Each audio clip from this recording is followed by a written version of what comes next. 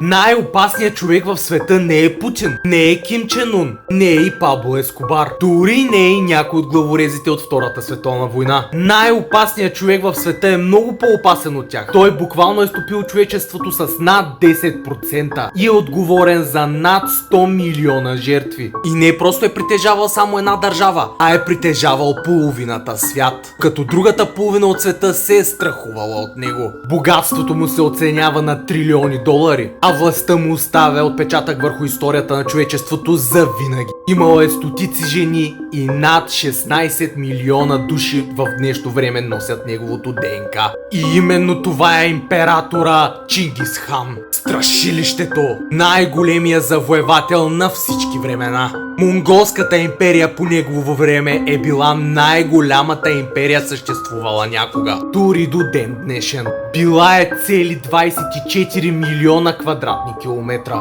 Като за сравнение, най-голямата в момента е Русия със своите 17 милиона. А България, тя е едвам 100 хиляди. Племе след племе, държава след държава, абсолютно навсякъде, където е стъпил Чингис Хан, всичко е било разграбвано, изкоренявано и унищожавано. А защо 16 милиона души носят неговото ДНК до ден днешен? Защото той е бил изключително внимателен с жените, които носят неговите деца. Всяка жена, която е носила едно негово дете, е получавала имот, пари и защита. Дори да е жена, която е част от завладените територии, той е уважавал детето и самата нея. Затова хиляди жени от всички завладени територии директно са се стичали към него, за да молят да имат шанса да получат дете от него. Само по негово време той е имал хиляди деца и десетки хиляди наследници, защото неговото размножаване е продължавало половин век. И заради това в днешно време на всеки 200 мъже един носи неговото ДНК. Но освен че е носил живот, също така той е погубвал много. Стотици милиони души са загубили живота си в битките срещу неговата армия под негово ръководство. Неговата цел е била да завладее света и да стане абсолютен господар на целия свят.